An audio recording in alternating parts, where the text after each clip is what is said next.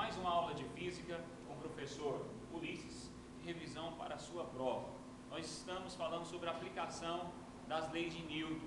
E nessas aplicações das leis de Newton, nós vamos falar sobre elevadores e depois vamos falar sobre roldanas. Tá ok? Vem para cá comigo então. Chega mais perto aqui então, para que você possa visualizar o exemplo e daí entender, né, como calcular uma tensão ou um peso aparente quando uma pessoa está dentro do elevador. Falando então sobre esse tópico elevadores, nós temos que saber o seguinte: quando uma pessoa está dentro de um elevador, alguns probleminhas traz a seguinte questão: se caso eu pudesse colocar uma balança e medir o peso dessa pessoa, se esse elevador tivesse subindo acelerado ou descendo retardado, iria ter uma diferença aqui na marcação da balança. É claro que a balança mede a massa da pessoa. Em função da aceleração gravitacional, nós vamos ter o peso. Há duas situações que nós temos que entender aqui. A primeira situação é justamente esta aqui, ó, em que a pessoa está no interior do elevador sobre uma balança. Eu tenho aqui a força normal para cima e o peso para baixo. Caso o elevador esteja parado, a força normal é igual ao peso devido à segunda lei de Newton, que diz que força resultante é igual a massa vezes a aceleração. A aceleração é zero, então a força normal é igual ao peso. Só que se esse elevador estiver subindo, vai alterar.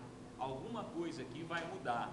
Da mesma forma que você pode aplicar o seguinte: o cabo do elevador tem uma tensão T e o elevador tem um peso P. Vou colocar um peso grandão. Você, do mesmo modo, a fórmula você pode aplicar para calcular a tração do elevador e pode aplicar para calcular a força normal de contato. É claro que quando o elevador estiver em movimento, essa força normal nós vamos chamar de peso aparente. Por quê? Não é o peso real da pessoa, é um peso devido à aceleração do elevador. Então eu posso ter quatro situações. Nós vamos separar duas em grupos, tá certo? E vamos estudar duas situações no grupo 1 e duas situações no grupo 2. Duas situações com elevadores. Eu posso ter o seguinte: um elevador subindo acelerado, ele acelera para cima e ele desce retardado, ou seja, ele desce freando. Nessa situação eu posso calcular a tensão sendo a massa do elevador, a aceleração gravitacional mais a aceleração do elevador. Agora, se eu for calcular o peso aparente, eu vou considerar a massa da pessoa e não a massa do elevador. Tá vendo a diferença aqui? Mas é a mesma fórmula, tá? Outra situação, outro grupo, eu posso ter o elevador subindo retardado, ele sobe freando, ou ele pode descer acelerado. Nessa situação você perde contato. A sensação que você tem é de flutuar. Então o seu peso aparente diminui. Essa tração aqui também vai diminuir. Da mesma forma, se o problema te pedir a tração, você vai considerar a massa do elevador. Se o problema te pedir o peso aparente da pessoa, você vai considerar a massa da pessoa.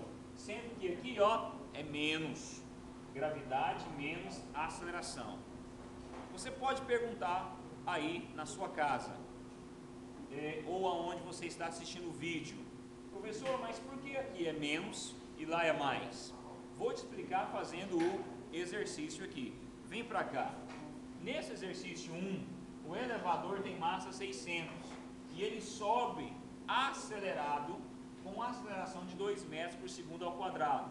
Nós sempre vamos considerar a gravidade igual a 10 metros metros por segundo ao quadrado. Então olha só, pensa comigo, se ele sobe, né? Vamos calcular aqui, vamos supor que o probleminha esteja pedindo a tração do cabo do elevador, tá ok? Então é o seguinte, se ele sobe, olha só, eu tenho uma tração para cima. Vou colocar aqui, ó, a massa do elevador sendo essa massa do quadradinho. Vou representar o elevador como se fosse esse corpo aqui. Então eu tenho tração para cima e tenho peso para baixo. Peso de quem? Peso do elevador. Aplicando a força resultante, nós temos força resultante é igual a massa vezes aceleração. A força resultante aqui, ó, é tração menos o peso. Então eu tenho tração menos o peso, que é igual a massa vezes a aceleração. Essa massa aqui, ó, é a mesma massa que eu tenho do elevador, tá? No caso aqui, eu vou escrever essa massa como E maiúsculo. Você concorda comigo que aqui está menos, passa para cá, mais. Então eu vou ter tração é igual ao peso mais massa vezes aceleração. Só que peso é massa vezes gravidade, mais massa vezes aceleração. Eu coloco essa massa em evidência. Então vai ficar tração é igual a massa multiplicado pela gravidade mais a aceleração. Ou seja, eu coloquei essa massa em evidência. Por isso que a aceleração aqui soma. Dá uma olhada aqui por enquanto. Então nós vamos usar isso aqui, como eu coloquei alguns minutos atrás. Essa aqui é a forma que eu vou aplicar para calcular tração para quando o elevador sobe acelerado ou desce retardado, ok? Fica aqui então o caminho de como chegar nessa forma. Vou apagar para fazer a continha. Então nós provamos para você que a tração é igual à massa do elevador vezes a gravidade mais a aceleração. Você não precisa provar isso aqui todas as vezes. Você já sabe, então aplica diretamente a fórmula, tá ok? Então fica o seguinte, tração é igual à massa do elevador, que é 600, vezes a gravidade, que é 10, a aceleração é 2. 10 mais 2 dá 12, então você tem 600 vezes 12. O resultado disso é quanto, pessoal? Resultado? Nós vamos ter aqui, ó, se eu tivesse 10, 6.000, ou seja, vezes 12, 7.200 newtons. Então o cabo faz uma tração de 7.200 newtons. Você pode perceber, quero te chamar a atenção, que a massa é 600. Caso o elevador esteja em repouso, a tração seria igual a 6.000. Mas devido à aceleração, a tração do cabo passa a ser 7.200. Nesse outro exemplo aqui, vem para cá, vem para cá. Nesse outro exemplo aqui, nós temos a pessoa dentro do elevador. Eu quero já o peso aparente. Ele sobe com a aceleração de 2 metros por segundo. Da mesma forma, nós vamos usar peso aparente, que é igual a massa da pessoa vezes a gravidade mais a aceleração. Nós demonstramos como chegar aqui, é o mesmo princípio que nós fizemos na tração. Então, olha só, o peso aparente, eu vou ter 60 vezes a gravidade, que é 10, mais a aceleração, que é 2. Multiplicando 60, 10 vezes 10 mais 2, nós vamos encontrar, pessoal, 720 newtons. Ou seja, o peso aparente é 720 newtons. Se eu te pedisse a massa aparente, você ia dividir isso aqui por 10 e iria encontrar quanto? 72 quilos. Ou seja, em repouso, a balança está medindo 60 quilos. Em movimento, a balança passou a medir 72 quilos. Agora, para finalizar a nossa aula, nós vamos falar sobre roldanas. Roldanas, o propósito é juntar, né, essas roldanas deixando somente uma fixa e as outras móveis. Você pode perceber que se eu puxar esse fio para cá, essa roldana aqui, ó, vai subir, né? E juntamente com essa vai subir, e juntamente com essa o peso sobe. Então aqui eu tenho a força motora, eu vou fazer a força nesse sentido, e tenho o peso para baixo. A finalidade das roldanas é diminuir aqui o esforço, ou seja, um peso grande eu faço um esforço pequeno. E nós vamos aplicar essa fórmula aqui, ó. A força motora vai ser calculada como o peso, pode ser do motor, de uma caixa, dividido por 2 elevado a n. N as roldanas móveis.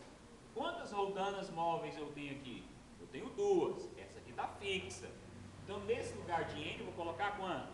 2. Vamos dar um exemplo aqui. Digamos que esse peso aqui seja de 2.000 newtons. Qual que é a minha força motora? A minha força motora seria de 2.000 dividido por 2 elevado a 2. Por que 2?